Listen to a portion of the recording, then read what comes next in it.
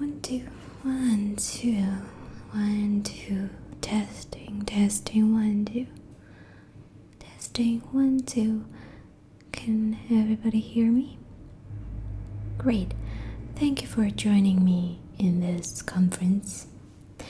Now, I'm supposed to be telling you all about Mars travel. Well, I am from Mars.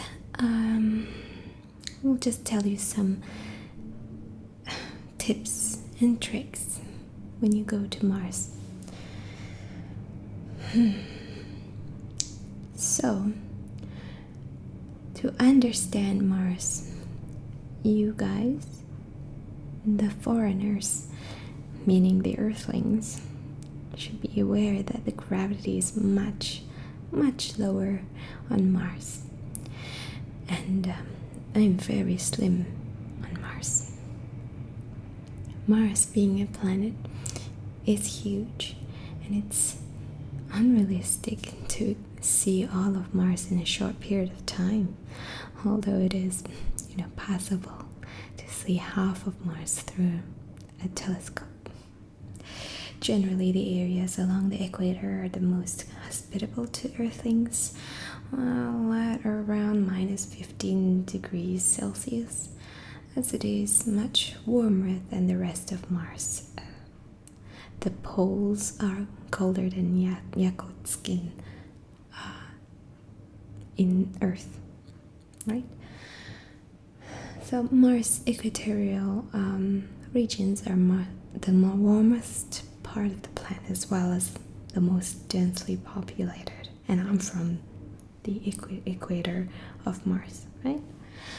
So most of the northern half of the planet is covered in oceans. The southern part of the planet is almost entirely above sea level, except for the large Hellas Sea and Argyri Sea. Many places in the south part of the planet is uninhabitable. Right, the amount of gravity on Mars is significantly lower than on Earth. That's why I said slimmer in Mars. Cities on Mars are built around this fact, like Earth. Bounding is a common way of moving around, and it's very efficient. Inside most structures on Mars, gravity is artificially created for many reasons.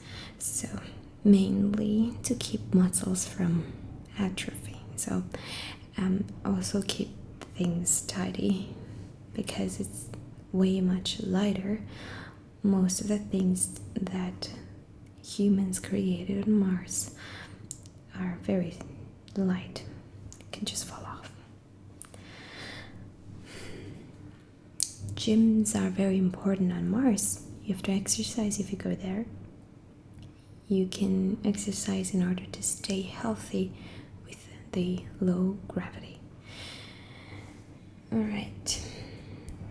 One thing that is most requested and most asked by the Earthlings to me is the visa issue. And obviously you need a visa to go to Mars. You can't just pack your bags and just go there. All the foreigners are required to obtain a visa before entering Mars. At the Embassy of Mars in Antarctica, you have to pack your bags all the way to the Antarctica. And the reason that our embassy is in Antarctica because our Antarctica is a little bit more of our temperature rather than the hot weather on Earth. I don't know how you deal with this. I'm sweating as I talk right now, Okay, just make sure to make a personal trip to the embassy, and else your application will be, rejected. If you arrive without a visa, you just be prepared for the Martian customs to fling you out into the deep space. And nobody wants to be flung out to the deep space, do we now? Alright. Okay, Warning: there are many things that you cannot bring to Mars. And don't be coy in bringing some of those Mars bars, chocolate. I don't know how you guys came up with that chocolate. We don't eat chocolate there. It's just disgusting, So you're not allowed to bring any those Mars bars. For some customs are like very strict than those in your Earth customs, like in New Zealand or Singapore. In order to protect the fragile eco-diversity of Mars, there will be no fresh food, no pets, no rotten foods, no wooden stuff, no plastic materials, no metals, no oil-based, starch-based, or even cottons, polyester, and some products that you can just check it out on the embassy website. These are not allowed by the customs. If any of those products are found, the penalty is very, very severe. It's very dangerous. So just prepare to be not bringing anything. You can actually, many people ask me, like, so what am I gonna wear? I mean, you can just go to the our embassy in the Antarctica place, and then you just purchase some of the clothes that we wear. We wear some kind of cool clothes you don't have in Earth. Alright. Number 2, warning: you have to check the seasons before going there, because winter will last for 8 Earth months with a temperature of -500. That's right, 500. So I recommend the summertime. Alright, next. By space. You can travel by space. Mars's primary gateway is the Mount Olympus International Spaceport, which will be larger than one of the ones that's planned in Dubai and the city of Zante. Alright, it's one of the worst spaceports in the universe, with many Earthlings wondering why there are restrooms for 3 different genders. Why not? Access to Mount Olympus International Spaceport is only by space travel, which makes several months, which takes like several months from Earth. No, so you gotta be prepared for a very, very long flight, and you have no idea how long it took me to come to Earth. Although most shuttle services are actually quite comfortable, and you can float yourself to the spacecraft all the way, like all the NASA, whatever you call it, people do on television. Well, it's just great entertainment for kids. Several airlines and space lines are able to take you all the way to Mars, and we provide many of those things. But however, for now, there are NASA that's operating.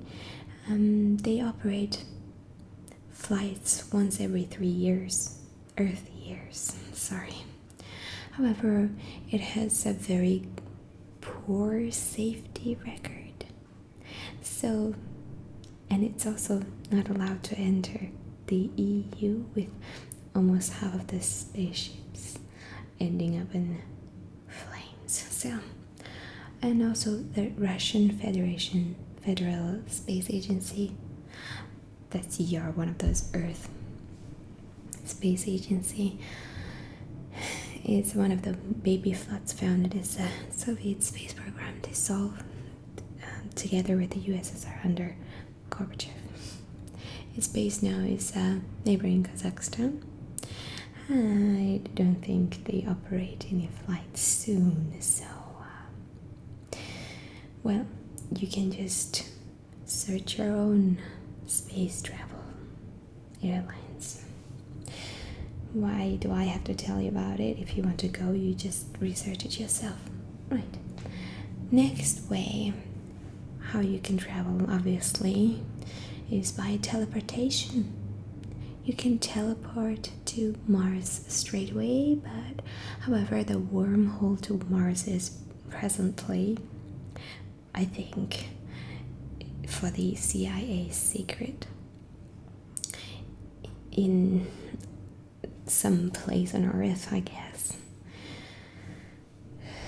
Well, next, how you get around in Mars.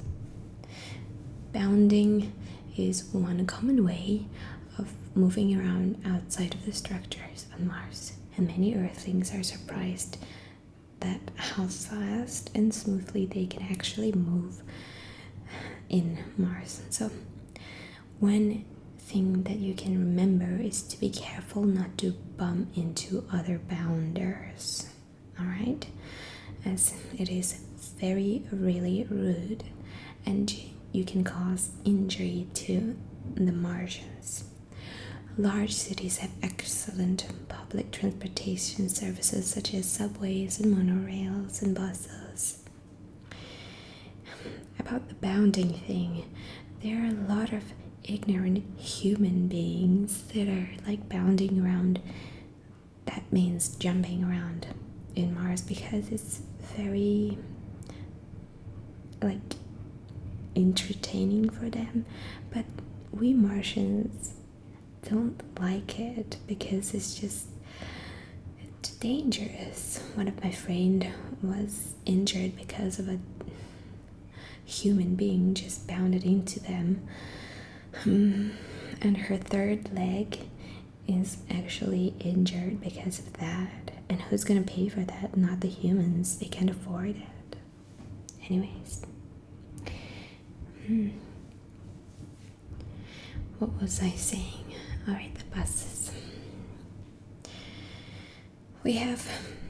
I should just warn you, we have poor aviation system. So popular airlines include like Mars Airlines, and flights from Zante to Nepenthes departs daily.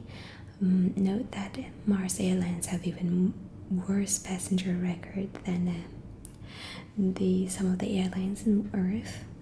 For the flights can be delayed up to 1 Earth year. So, and then you can just completely be forgotten entirely. So just be accustomed to learn the airlines and cultures there. And then you will be maybe realize that you'll be scammed on the air travels. And one thing is that when human beings do research before they buy things and then blame us, the Martians, who didn't scam them, I mean, it's your own fault. You have to research first before being scammed. So alright, you can actually bribe one of our officers to hop on one of our chartered planes, and we don't call it as bribe there. Obviously, we have different names for it.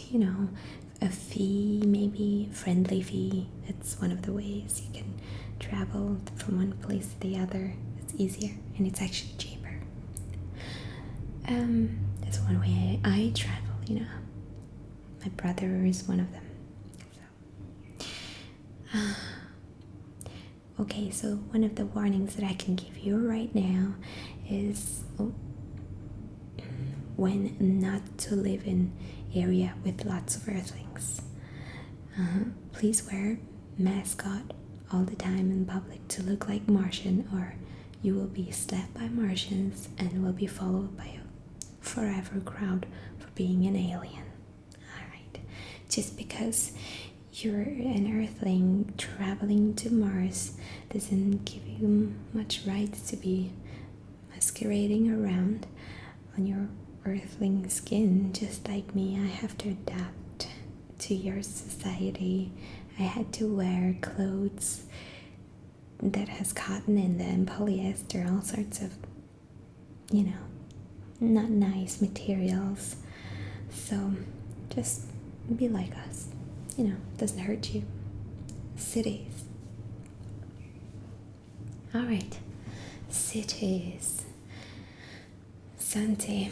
Zante is by far the largest city of Mars.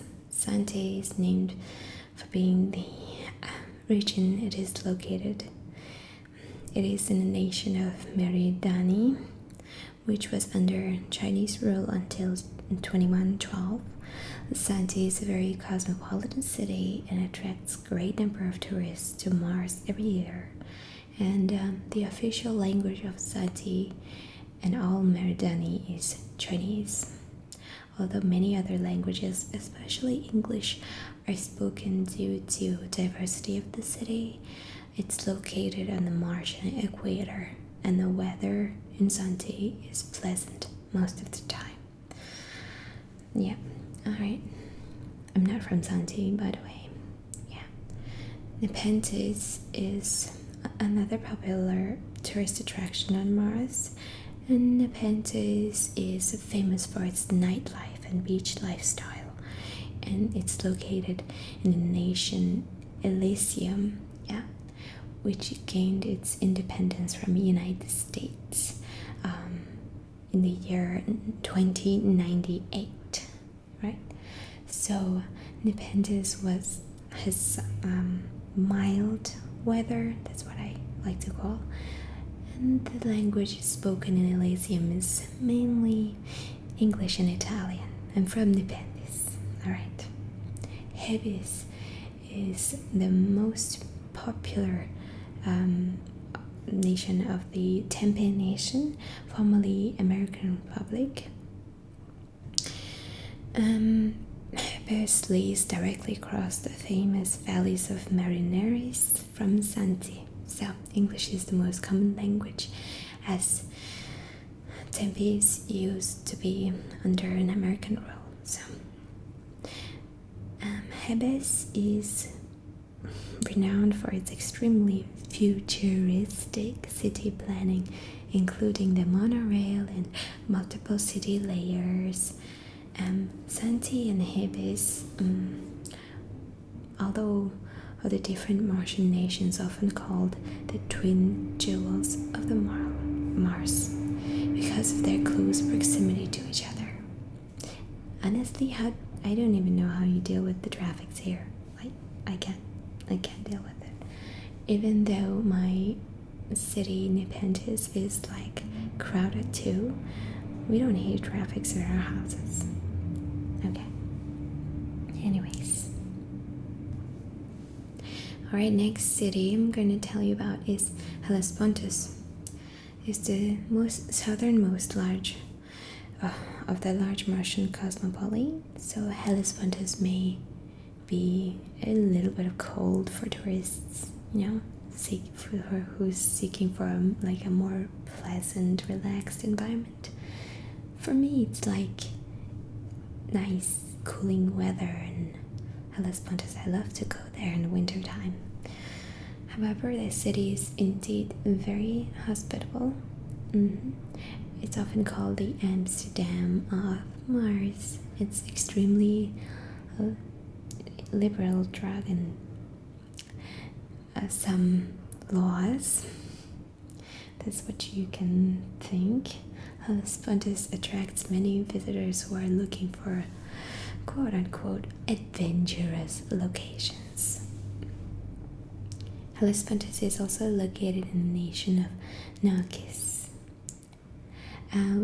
which was a Russian territory until 2090. It is a coastal city located in the Hellas Sea, and that's the largest body water body of water in the southern of Mars. Okay. Gambling is a major industry in Hellespontus and all cities in Naucus. Alright, Hellespontus, I went there once in the winter time just to ski and some of the Martian sports that we have there. It was great, but I lost a lot of money there, all my savings. Yeah, gambling is not good for you. Anyways, next. Tharsis is another major city in Tempe. Tharsis is like a highly modern and sophisticated city located like a short distance from Hebes.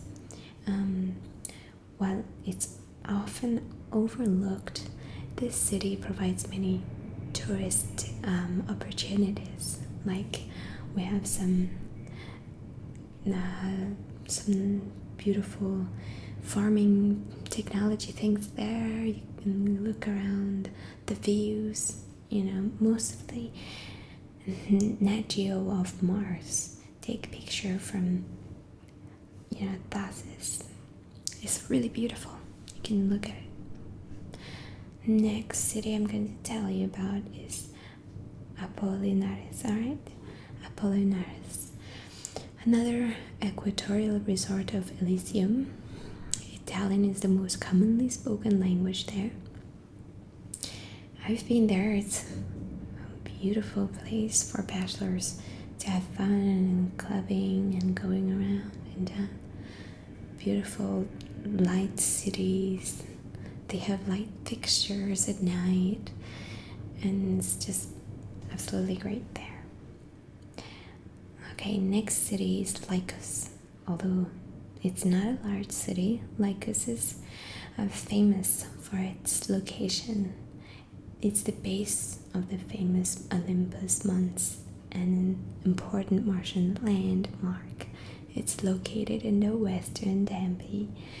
Many tourists from around Mars and even Earth frequent the city for its renowned skiing opportunities.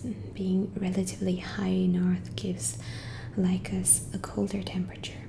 I don't know how Earthlings survive in Lycus. I went there once also with my family, but I found it to be very cold.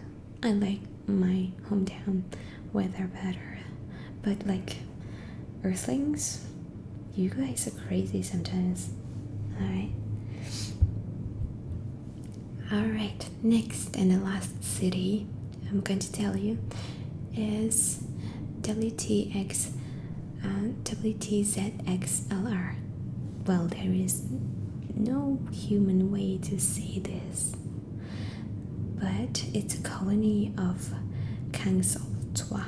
So it was a present from the president of Next. So now it's a popular tourist gateway for people who are looking for three things: nightclubs, and more nightclubs. It's from the salsa to Zenduzian extreme metal.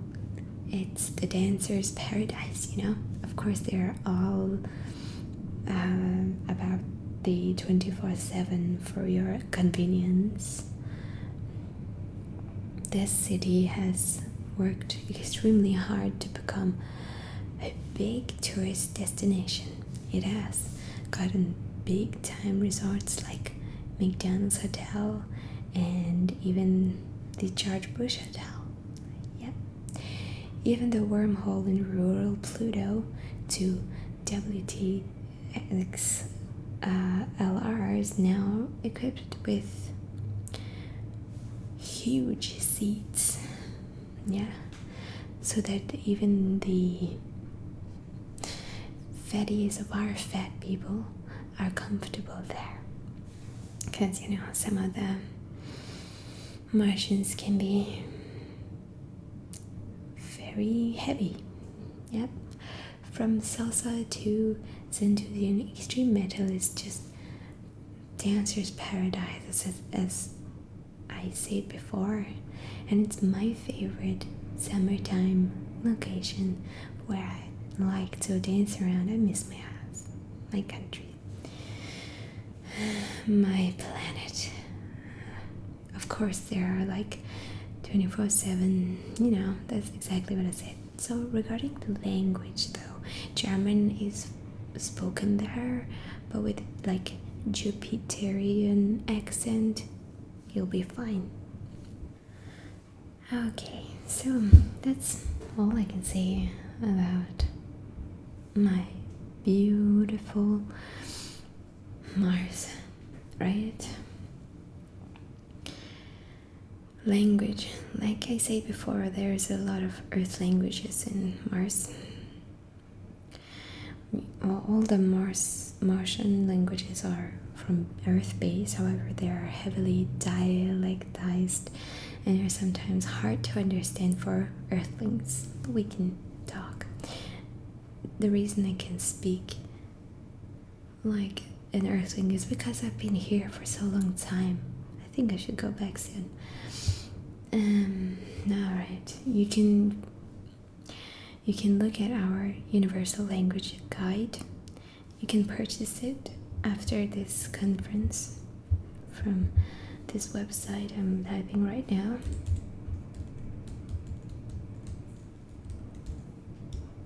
Alright. Martian cuisine is very diverse and it differs from nation to nation, although the taste of the cuisine is not palatable to human tongue. McDonald's, and stuff are mixed with our Martian livestocks, which are different from Earth, But it's just so yummy for me, obviously, because I'm from there.